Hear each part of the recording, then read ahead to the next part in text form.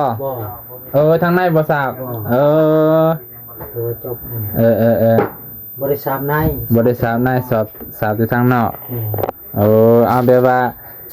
งามทางนอกทางในคือมักเรียบ่ขนาด2ท่อนี่ใส่เข้าไป 2-3 ปี2คนใส่นี่โอ้ย5-6 ปีมันจังเนาะเพราะว่าเฮาบ้านเฮามันคือว่าแหละการอยู่การกินแม่นบ่ค่อยได้ใช้คันไปปลาก็ไปหาอยู่หากินเข้าป่าอันนี้สิได้ใช้ได้ยังกลางคืนกับยามมีงานฤดูฝนฤดูฝนถึกแม่น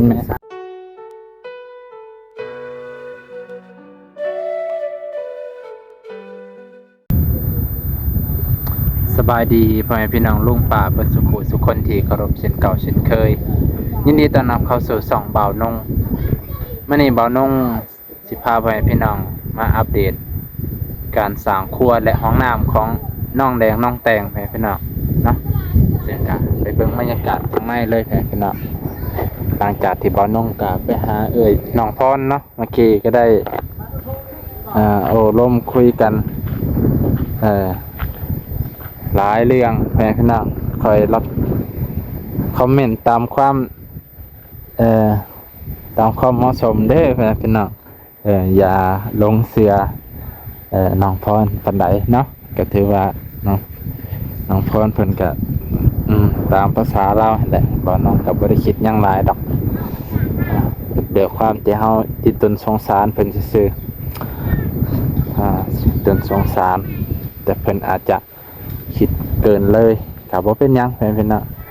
ต่างคนต่างคิดหามความผิดไปบ่ได้แฟนเนาะตัวมื้อนี้มาอัปเดตคือเก่าแฟนเนาะอัปเดตคือเก่าสร้างห้องน้ำนี่หยุดแล้วสร้างห้องน้ำสิเมื่อปะแล้วบัดนี้เดี๋ยวสิสร้างเฮือนครัวพองอนห้วยสร้างตามฝุ่นก็ไฟแล้วก่อนก็เมื่อก่อนแล้วเนาะเพิ่นใส่หัวสวมเลยได้แฟนพี่น้อง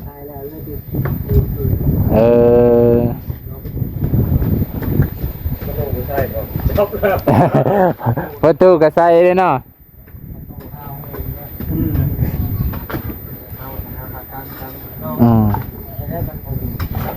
แบบบ่มีประตูก็ได้คือกันเข้าแต่ยังกลางคืนเข้าแต่ยังกลางคืนก็เพิ่นบ่เข้าเป็นได้คือได้ถมทันสร้างโอ้มันค่อยเนาะดินธรรมศาสตร์มันค่อยอย่ามันค่อยลายก็หอยเปลืองปูนนี่เนาะโอ้ซ้ำนี่ก็หนาเติบได้นี่ปลาแต่สอบนึงไปยังนี่เครื่องสอบว่ะ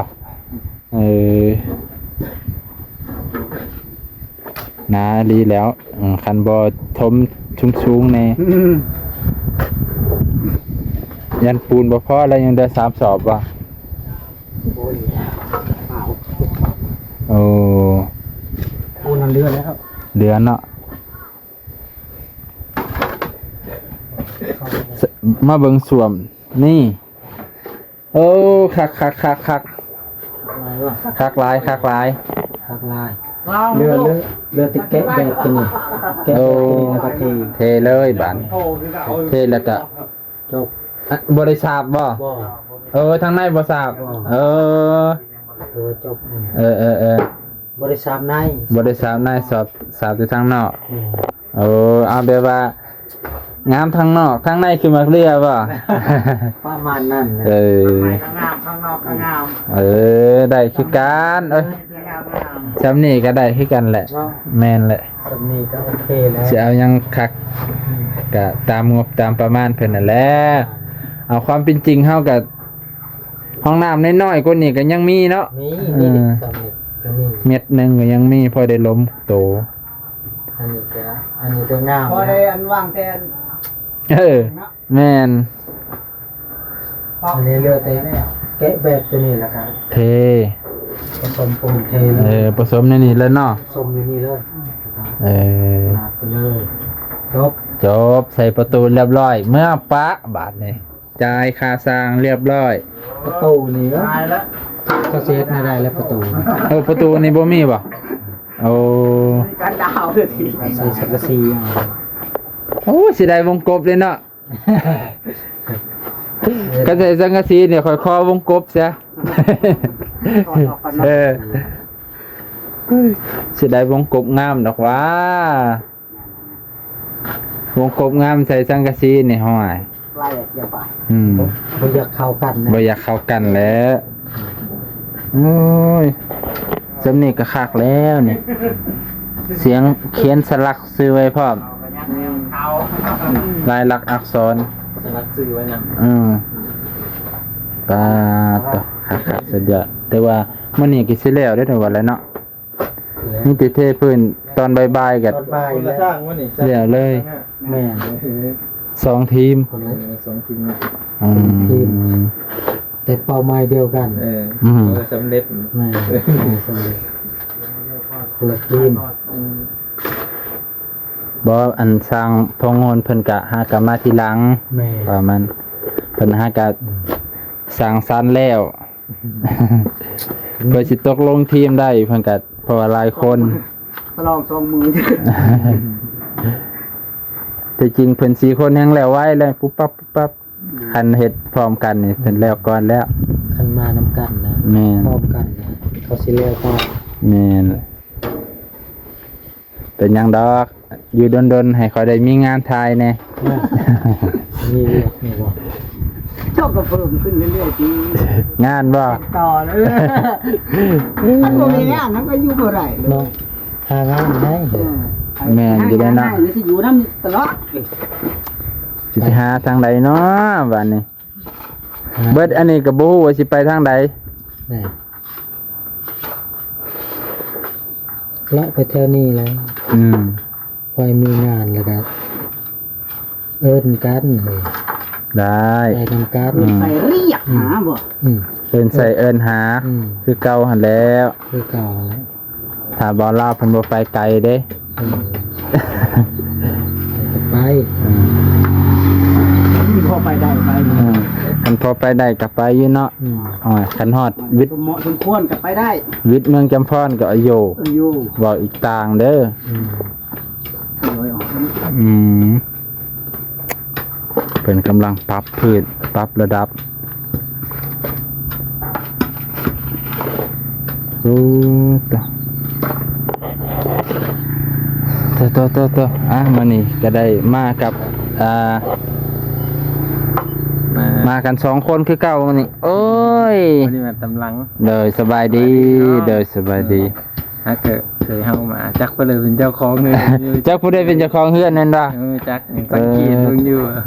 แม่นผู้นั่งนี่บ่เด้อ ตัวนี้แหละ เออ ยังถามเพิ่นอยู่ เออเจ้าของเฮือนเพิ่นบ่อยู่ ก็อยู่ในเรือน โอ้ มีอะไรอยู่จะจับไปทางไหน โผมีเห็นโผ ผัวบ่อยู่อยู่ที่เมีย เข้ามาครั้งแรกเลยพี่น้องแต่น้อยยังสิไปถามเพิ่นนำกัน โดย ก็มาพอดีจัดหาบ่าวหนงมาอยู่พี่ก็เลยมาว่างกันนำมาพี่นะ โดย จะน้อยจังสิขึ้นไปถามเพิ่นพ่อพี่น้อง เนาะ สิคือบ่าวหนงและผาขึ้นด้วย ได้ขึ้นไปผู้เดียวบ่ได้เด้อเนาะผัวเขาบ่อยู่นี่บ่เป็นหยังบ่หยอกว่าผัวเป็นน่ะเป็นแต่บ่ได้ว่ากันให้พี่น้องกับสามารถไปรับชมติดตามให้กำลังใจช่องเบาบาง Channel เนาะโดย ฝากเด้อ เบาบาง Channel พิมพ์เขาเป็นภาษาไทยพี่น้อง ช่วยติดตาม เบาบาง Channel ต่อไปถ้าบ่มีทีมงานกับบ่น้องก็สิขอแห้งเพิ่นนี่แหละเป็นทีมงานพี่น้อง บ่ได้ไปนำกัน บ่ได้ไปนํกัน ยันไปไกลๆก็ห้วยย่านคือกันได้ไปผู้เดียว เด้อ อือ ถ้าติดตามเบิ่งนำกันพี่น้อง เด้อเอ้า บ่าวหนงเพิ่นพาเบิ่งทางนี้ก่อน โอเคเอ้าเขาโตไปก่อน เด้อ เลาะเบิ่งกันห้องน้ำเพิ่นงามเรียกว่ามันเอาแล้วทางนี้กันแล้วเด้อปาตะคักอลิคุมนี่เพียงกันลิดเลยกับดินนาดินจะแม่นว่าสร้างเพิ่นกะถึกนะคุมละ3ท่อเพราะเพียงเลย โซตัวแพงขนาดขนาดของเบาน้องนี่ตัวหนึ่งยังเกือบลิตรเลยแสดงว่าเพิ่นปรับระดับดินถือขนาด2ท่อนี่ใส่เข้าไป 2-3 ปี2คนใส่นี่โอ้ย5-6 ปีมันจังเนาะเพราะว่าเฮาบ้านเฮามันคือว่าแหละการอยู่การกินแม่นบ่ค่อยได้ใส่คันไปปลาก็ไปหาอยู่หากินเข้าป่าอันนี้สิได้ใช้ได้ยังกลางคืนกับยามมีงาน ฤดูฝน ฤดูฝนถึก ฝนตก แม่น ใส่ ถึก เลยฤดูฝนไปก็บ่ค่อยได้ใส่ต่างคนกับต่างไป ต่างคนต่างไปหาอยู่หากินปวดมองใดก็ใส่มองนั่นเลยได้ได้สะดวกก็ใส่ เขตนี่บ่จังซั่นเพราะว่าการอยู่การกินก็บ่ค่อยว่าสิได้กินจนท้องปุท้องเพ่งไว้นะกินพอได้อิ่มบ่ค่อยว่าสิปวดพิลึกพิลื่นเพราะว่าตามเห็นเบาน้องแล้วว่ากินพออิ่มแล้วก็2 มื้อถ่ายเทื่อนึงบางเทื่อ อีหลีได้นอกจากกินหลายอีหลีแล้วมื้อละเทื่อตัวแฟนพี่น้องขึ้นกับการอยู่การกิน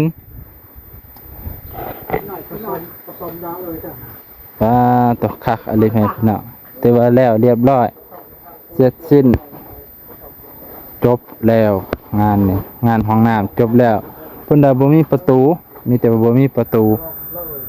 เพิ่นอาจจะว่าใส่สังกะสีเอาก็บ่ฮู้คือกันแฟนพี่น้องเนาะประตูเพิ่นบ่แน่ใจคือกันบ่น้องกะส่วนเพิ่นครัวเนี่ยอาจจะคือกันมั้งแฟนพี่น้อง